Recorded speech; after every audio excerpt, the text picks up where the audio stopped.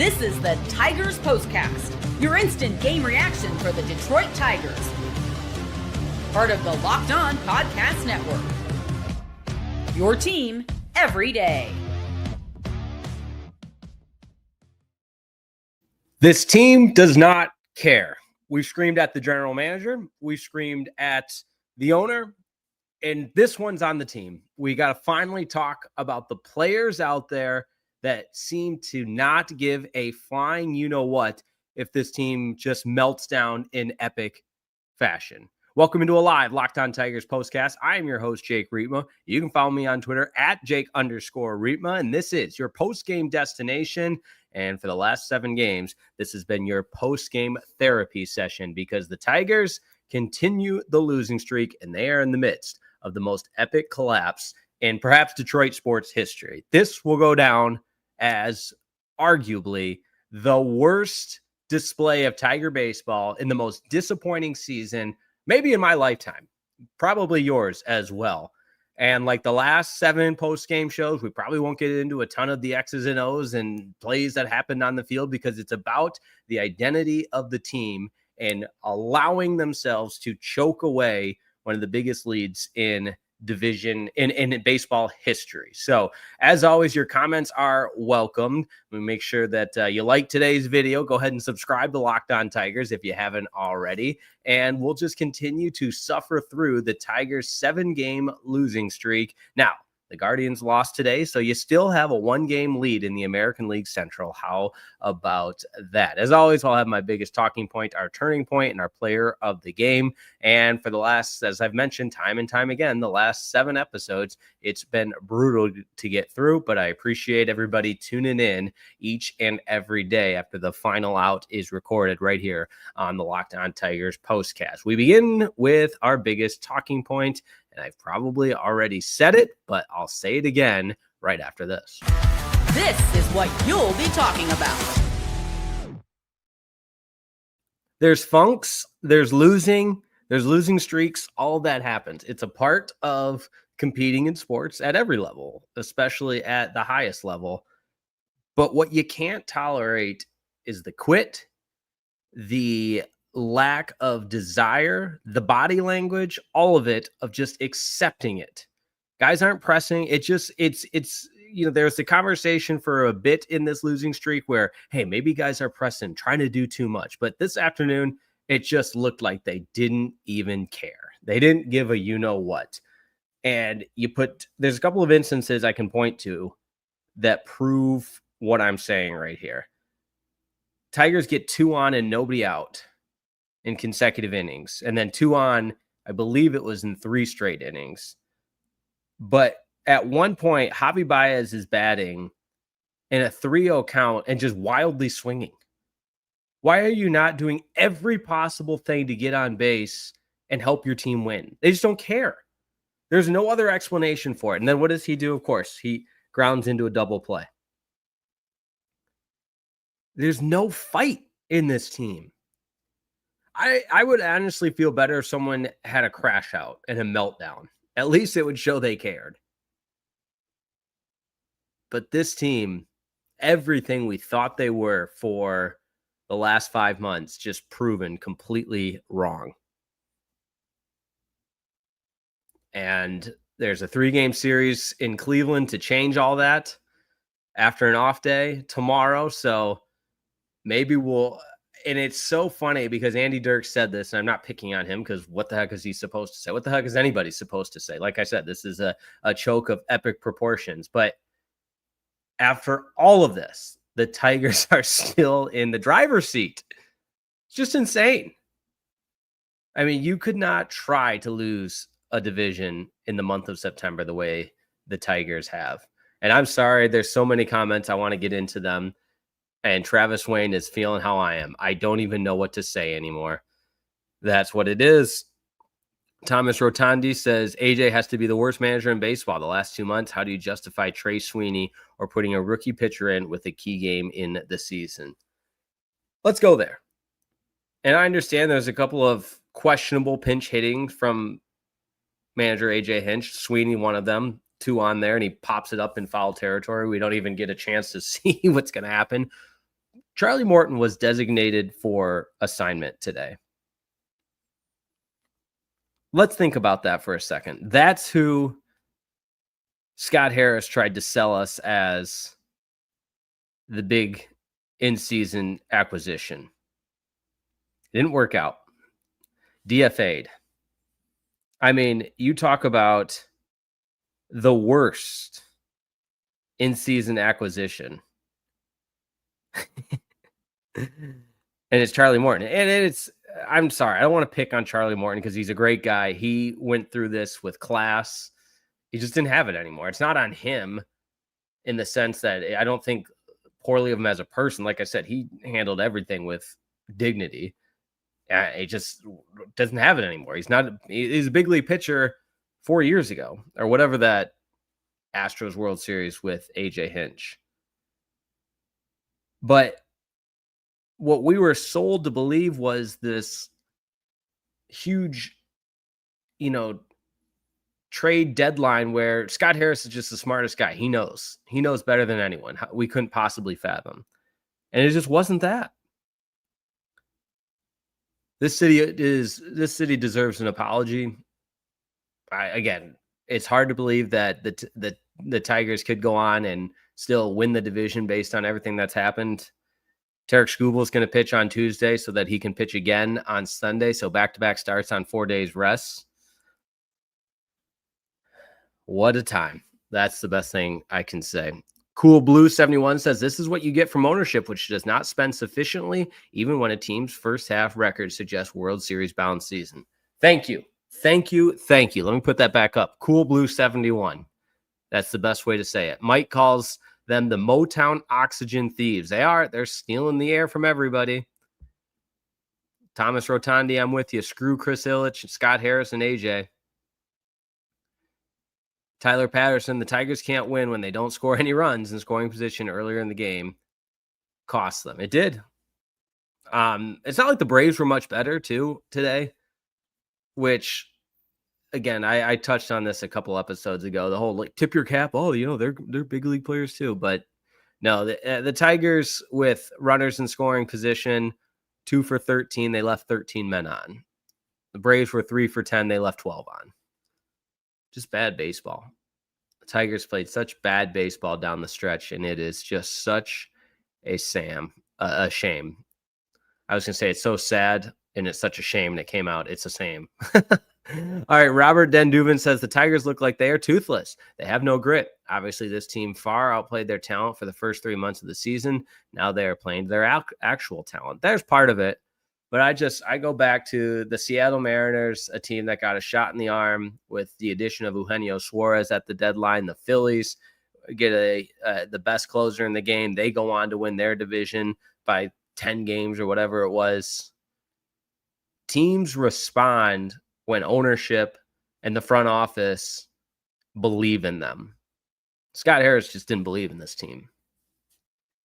And again, I've talked at length about ownership, how I feel, management. Some of it's got to be on the players too, man.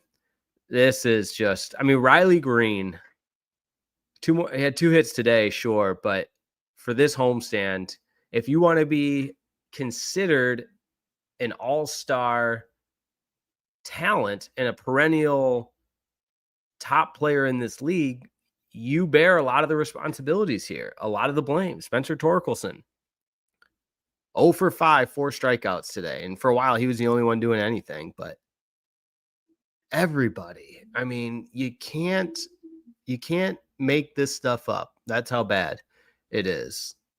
And again, thank goodness the Twins won, so the Tigers still have a lead in the division.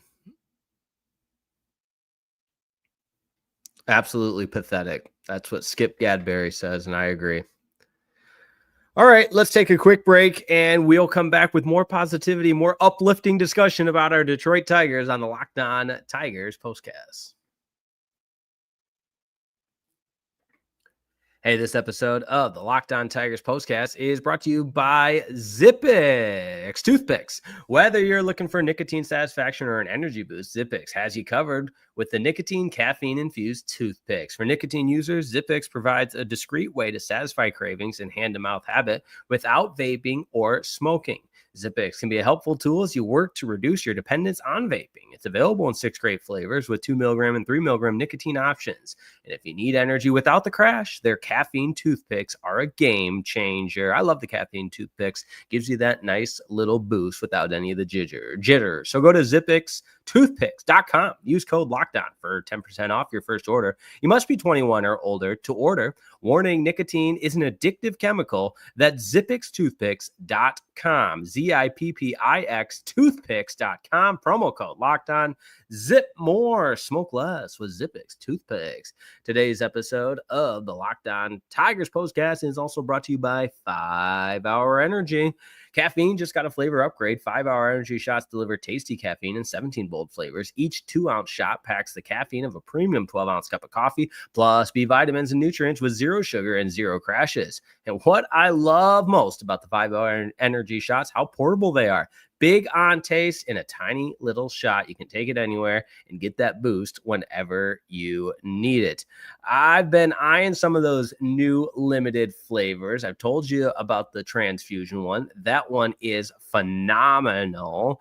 But yeah, I also like some of the cherry limeade ones as well. And honestly, I just love how fast they kick in. And good news, it's sugar-free, so you don't have to worry about that crash later. Enough with the boring, flavorless caffeine. It's time to give your caffeine a flavor upgrade with 5 Hour Energy shots. Get the favorites you love or be bold and try something new in-store or online at www.5hourenergy.com or on Amazon today.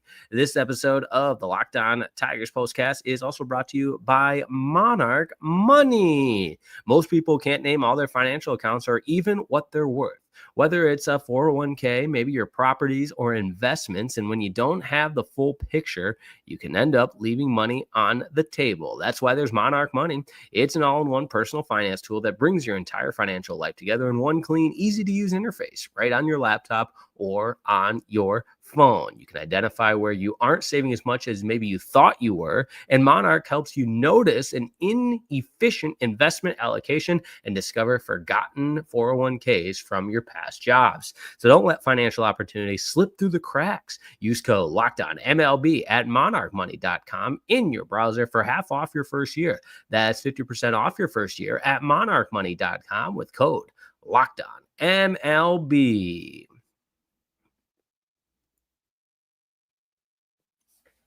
Tigers lose to the Braves. They lose their last 4 series at Comerica Park, where they had been so good, and everything that once felt promising about a World Series window, a cruise into the postseason, has now become a 1-game race, and the most important games of the season still in front of the Tigers. 3 in Cleveland and 3 more in Boston, but 7-game losing streak, you're losing games at home. It certainly is tough to be positive. That's for sure. All right, let's get into our biggest turning point. Time to reveal where the game was won or lost. It's the turning point. There wasn't any one big moment in this one, and the way the Tigers have forced us to kind of watch these games where you're just in fear that the nightmares not only continuing, but the nightmares getting worse and worse and worse, and there's nothing you can do to stop it. It's such a helpless feeling. So even, I hate to call an RBI single in the top of the third to make it 1-0 the turning point, but after that, then it's a solo home run to make it 2-0. Then you've got a single run in the 5th to make it 3-0. And this is where you start the bleak and the hopelessness steps in, because there's just, the offense has not shown the ability to score runs in any way. Everything's been broken with this team for this final homestand.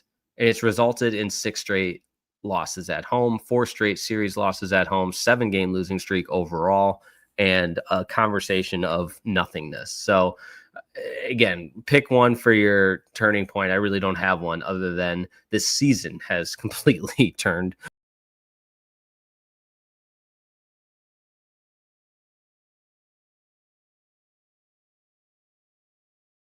Good. Yeah, we're still good. I believe we're back. We're back. I'm not sure what just happened there, but somebody in the chat, let me know if I'm back and if you can hear me, because my screen just went completely black there. But I think I'm back in. I have no idea what happened here. Can somebody in the chat let me know if we're good? Everything looks good on my end. We're live. We're live. Okay. So sorry about that, everybody. And I think there's people just arguing and turning on each other in the chat anyways, which is fine because it's emblematic of the state of the Motor City right now. Okay, there's Keen Anvil. Thank you. Thank you. I don't know what happened there. That was bizarre. But Tigers lose. Let's get into our player of the game. This is the Locked On Player of the Game. I really don't know who to say for this one. Strider, sure. I mean, he did his job. Spencer Strider, the starter for the Braves, 5 innings, did not give up a run. And this Tigers baseball team just continues to make the opposition look like Cy Young. The opposing pitcher just comes in here looking like a Cy Young Award winner. So, as I mentioned, looking ahead to Cleveland, Tarek Schubel is going to start on Tuesday. That gives him an opportunity to start again Sunday if needed. Tigers could already be out of it by then. Who knows? And you just got more questions than answers. Actually, no, that's the wrong way to put it. Not more questions than answers. I think maybe our questions of this, who this team really is, who this front office really is, who the ownership really is, it's all answered. And last year was a fluke in making the playoffs, having less than 1% chance. This year, also fluky or maybe indicative. I don't know. It is dark, dark times as a Detroit Tigers fan. I'm very curious what Scott Bentley's reaction to all this will be. Check him out on the Locked On Tigers show, daily episodes. I had all these visions of doing playoff post-game shows. I really did. But the Tigers get a day off tomorrow. And then it's the 3 biggest games of the year with a 1-game lead. And then 3 more in Boston. Got to stay positive, and I will do my best. And again, I'm going to read through all of the chats because I couldn't keep up with all of them. But appreciate your comments, appreciate your engagement. And I'm not going to say, it's over because like I said, there's still the 3 most important games with Tarek Schubel starting the first one. Day off tomorrow to clear your head and everything else. But the 7-game losing streak, you lose your last 4 series at Comerica Park. This team is in one right now in a dark, dark place. But hey, Locked On Lions on Monday night, post-game show anyways, with myself, Natalie Kerwin, and Bradford Banta over on Locked On Lions. If you missed the Locked On Wolverines post-game show from yesterday, you can check that out. As always, make sure you like and subscribe. Love you guys, and hopefully the Tigers can find a way to come back because it is bad, bad, bad. Love you guys. See you next time.